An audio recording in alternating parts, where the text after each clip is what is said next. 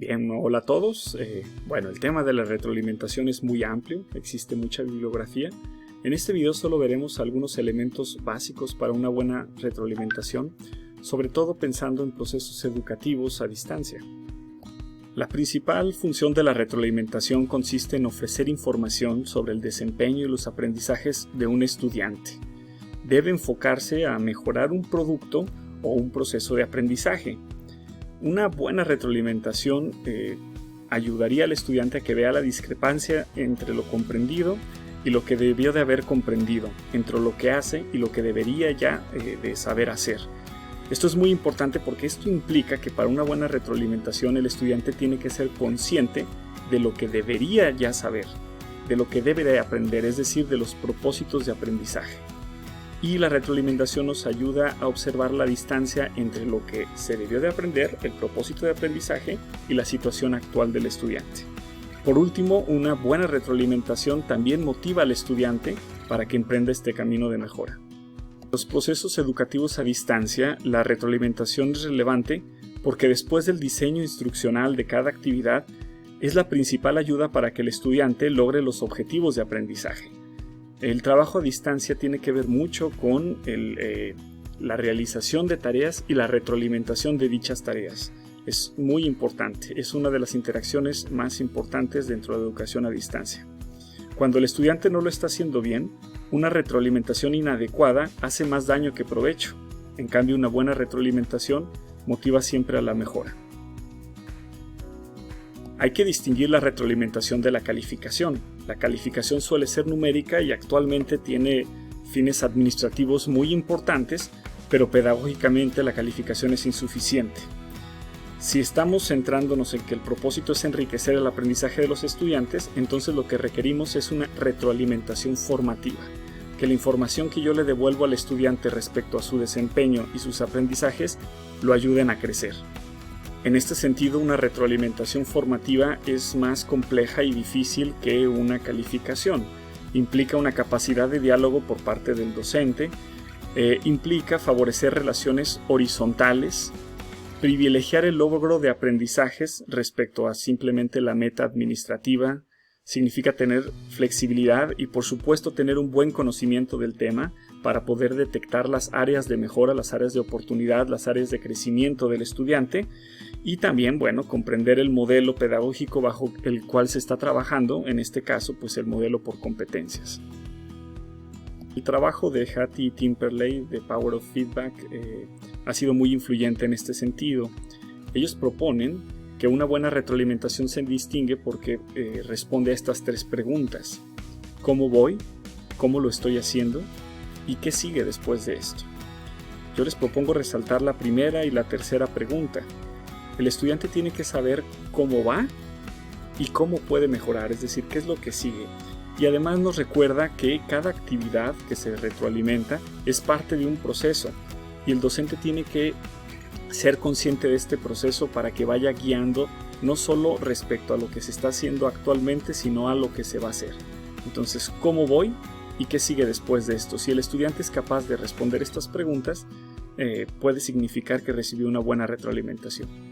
Otra aportación muy importante de estos autores es que distinguen distintos niveles de retroalimentación. El primero es el más común, que es el nivel de tarea. Se suele dirigir hacia un producto. Cuando se realiza una actividad, debe de haber una retroalimentación respecto a cómo se realizó dicha actividad o cómo se elaboró un producto. Se distinguen las áreas de mejora, las posibles fallas y lo que puede hacer el estudiante para mejorarlo. El siguiente nivel no solo se refiere a la elaboración de un producto o una actividad, sino de un proceso de aprendizaje. Entonces puede ser que esta actividad la haya realizado, por ejemplo, muy bien, pero en dicha actividad me doy cuenta que el estudiante no sabe realizar ciertos procesos, como por ejemplo que le cuesta trabajo la ortografía o la redacción, o despejar ciertas fórmulas o realizar ciertas ecuaciones. Entonces me doy cuenta de que hay un proceso que puede mejorar independientemente de que el producto esté bien hecho o mal hecho, ¿no? Entonces es distinto del nivel de tarea. El siguiente es el nivel de autorregulación, que tiene que ver con la motivación que le podemos ofrecer al estudiante para que él mismo se autoevalúe y por él mismo distinga cómo va, sabiendo lo que debería de ya saber hacer y conocer. Finalmente, el último nivel de retroalimentación se refiere a la persona misma y tiene que ver con cuestiones emocionales. A veces podemos distinguir algunas situaciones en nuestros estudiantes, ciertos gestos, ciertos mensajes que nos hacen darnos cuenta cómo se pueden sentir y quizá podamos ayudarlos también ofreciendo alguna retroalimentación. Evidentemente es un nivel de retroalimentación más delicado y que implica cierta apertura de parte del estudiante y de parte del docente. No todos los niveles de retroalimentación tienen que darse en cada una de las actividades de un curso, pero sí a lo largo del curso pueden ofrecerse distintos tipos de retroalimentación acorde a estos niveles. El nivel de tarea, bueno, va a ser el más común y tendrá que ofrecerse actividad por actividad. El nivel de proceso tendrá que ser en algún momento, puede ser desde el inicio, a mitad y hacia el final. Y los niveles de autorregulación y de sí mismo, o el nivel personal, es más complejo, pueden o no darse, eso dependerá mucho de la apertura de ambas partes.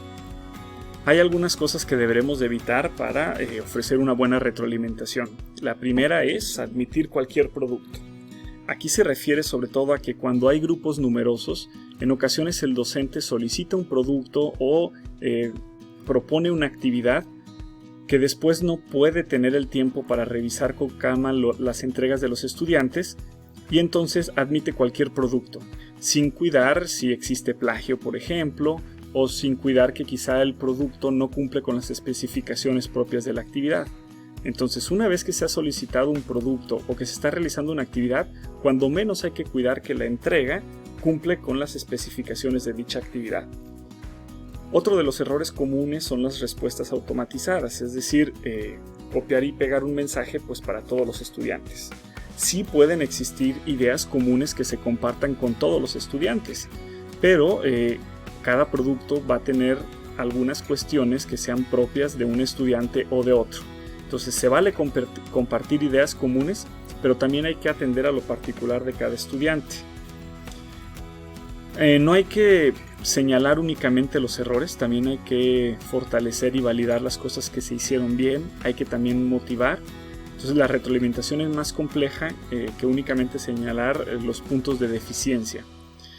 Y algo muy importante es cuidar la posibilidad del plagio. Si se da plagio, lo que está sucediendo es que hay una simulación del aprendizaje. No se está aprendiendo nada, pero se está entregando el producto porque interesa una cuestión administrativa de acreditar una asignatura o obtener un reconocimiento.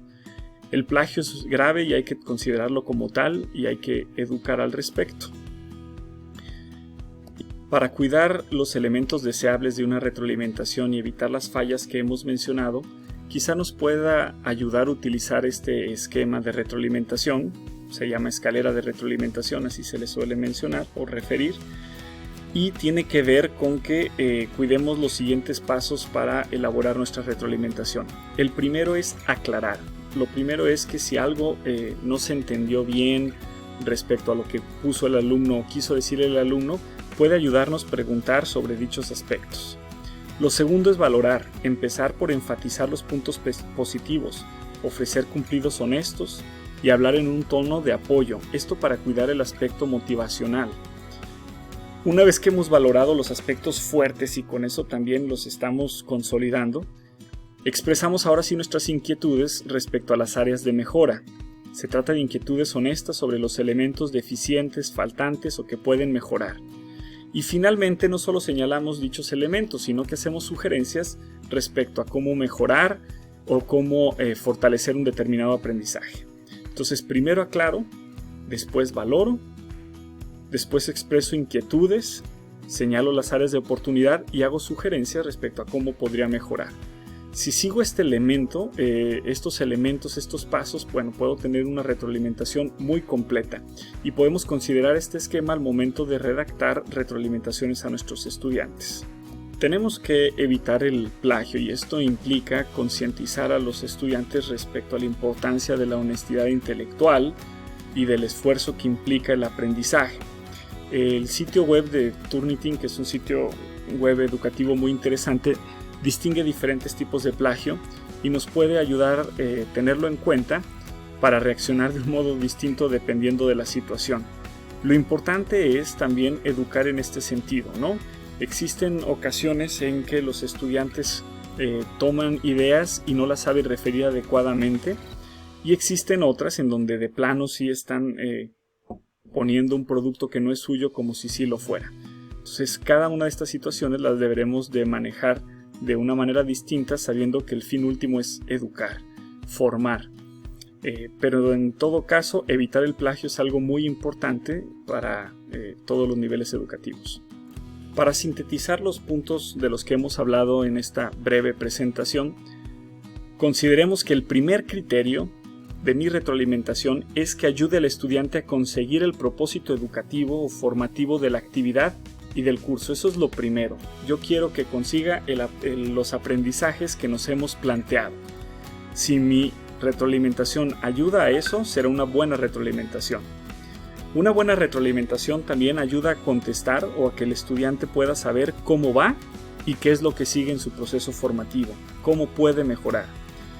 Una buena retroalimentación contempla distintos niveles que serán aplicados probablemente en distintos momentos. El nivel de tarea, el nivel de proceso, el nivel de autorregulación o autoevaluación y el nivel personal, que tiene que ver ya con situaciones emocionales, afectivas. Tercero, para la redacción de una buena retroalimentación quizá nos pueda ayudar utilizar la escalera de retroalimentación, con sus pasos de clarificar, valorar las fortalezas, expresar las inquietudes respecto a las debilidades, respecto a las áreas de oportunidad o fallas que podamos encontrar, y sobre todo a las sugerencias como último paso para mejorar, ofrecer herramientas complementarias si es el caso. Por último, la invitación a cuidar el plagio, a evitarlo, a prevenirlo, pero también a formar sobre la importancia de la honestidad, del rigor académico, para que nuestros estudiantes, continúen con una trayectoria académica exitosa, pero además con sentido de efectivamente desarrollar aprendizajes y no solamente cumplir o acreditar cursos o materias. Esto sería todo respecto a la retroalimentación.